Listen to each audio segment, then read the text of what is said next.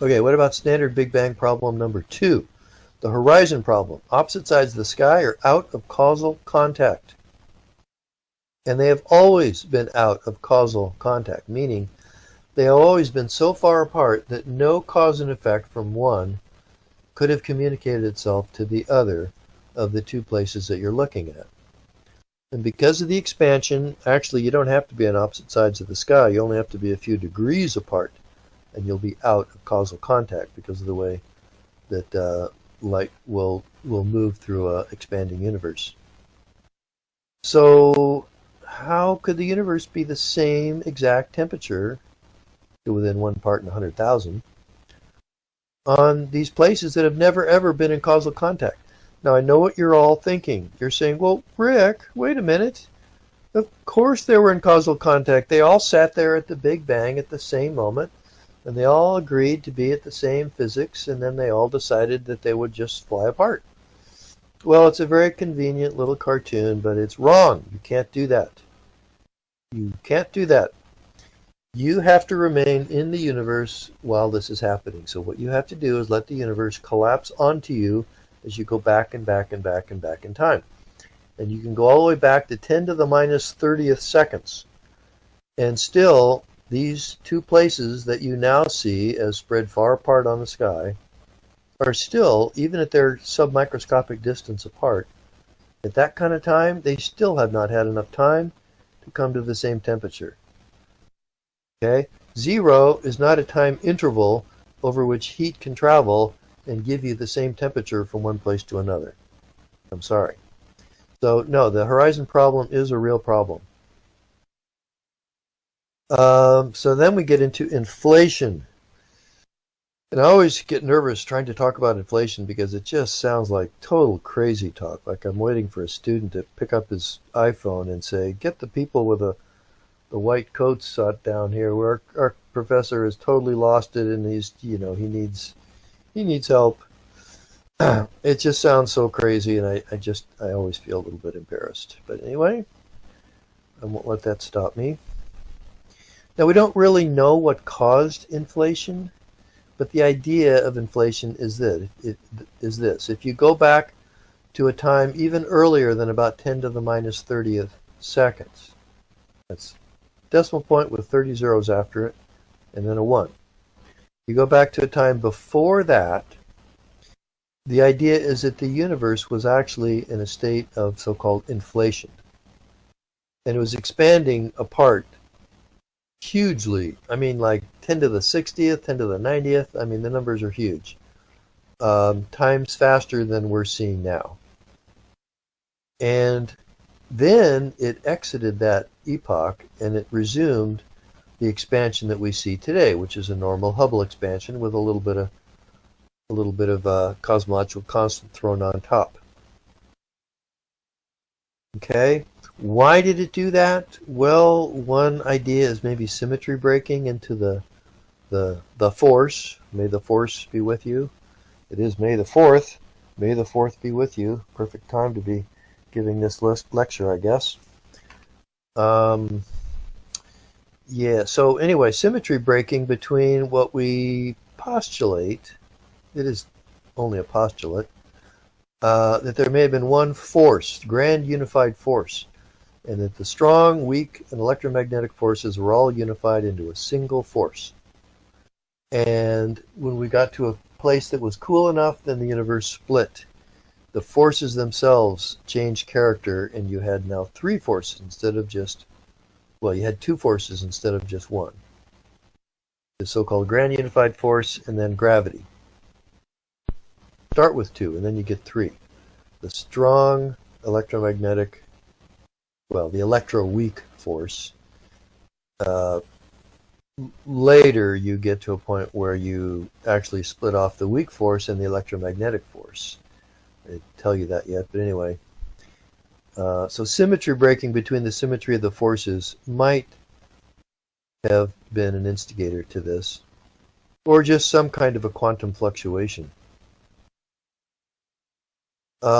So before I talk more about why inflation might have happened and what it really means, because it's kind of spooky, I think what I'd rather do is just give you really solid evidence that it really did occur, so that it doesn't sound quite as crazy, because otherwise it just sounds like, reaching for the wild blue yonder to explain problems that you can't figure out any other way, like the horizon problem. But if inflation really happened, it predicts that the density of the universe is precisely at the critical density. That's one prediction of inflation.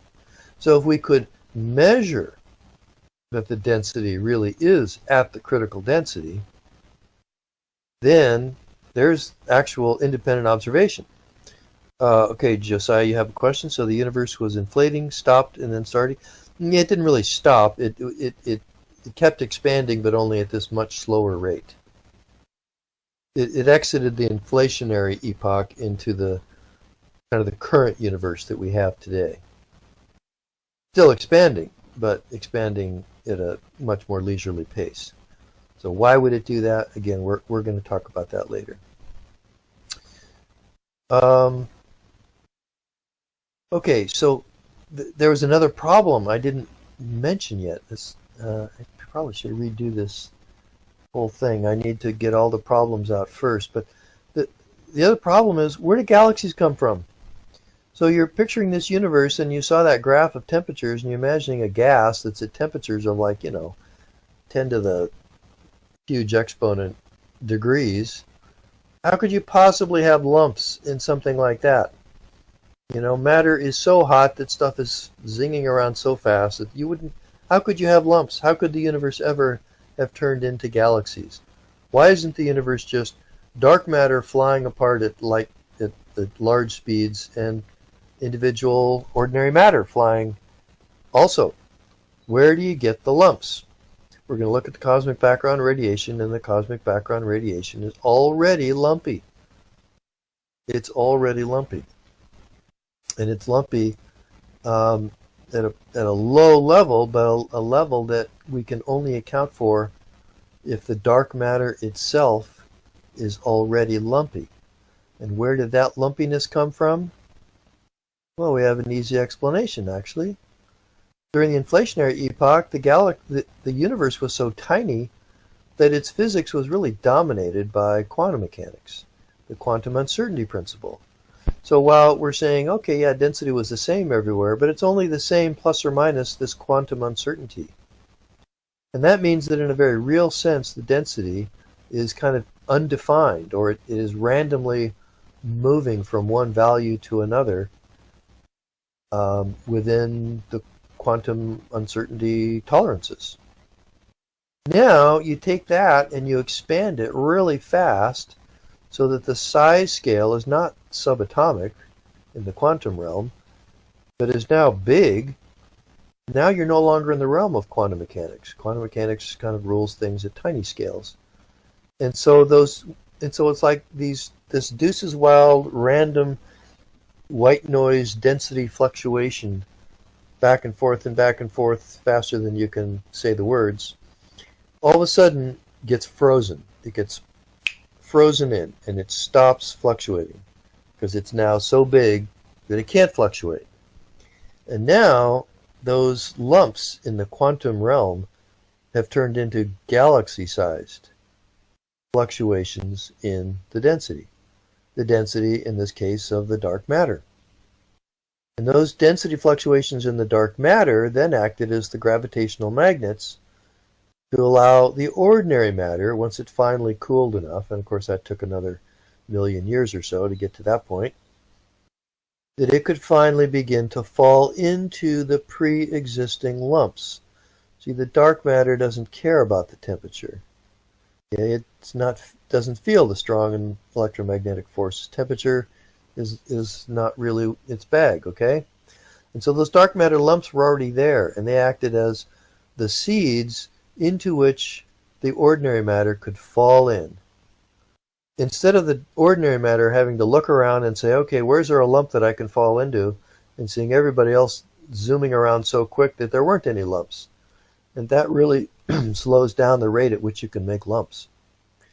And yet we see galaxies forming very early in the universe. And we see the cosmic background radiation already lumpy. And so the question becomes, where did those lumps come from? There shouldn't be any lumps, but there's lumps. And they came from quantum mechanics.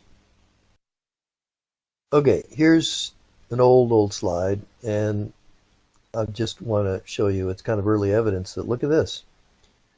The cosmic density parameter, another way to say closure density, is omega equals 1. And this particular, I don't think this is a super great distance indicator, but anyway, there's already evidence that, yeah, that falls nicely along a closure density universe. And I forget the date of this thing, but you can already tell it's old. It's probably at least 25, 30 years old. It's 7:30. I actually want to keep going. You don't really have to, well, actually you do have to see your video now. Because I don't want to keep you, I can't keep you after 9 o'clock, that's illegal and immoral. Okay, so I am going to pause this. This will be Cosmology lecture number 2. It looks like this Cosmology lecture is going to be in 3 parts, not 2. Okay, so I am going to stop the meeting. I'm going to do that right now.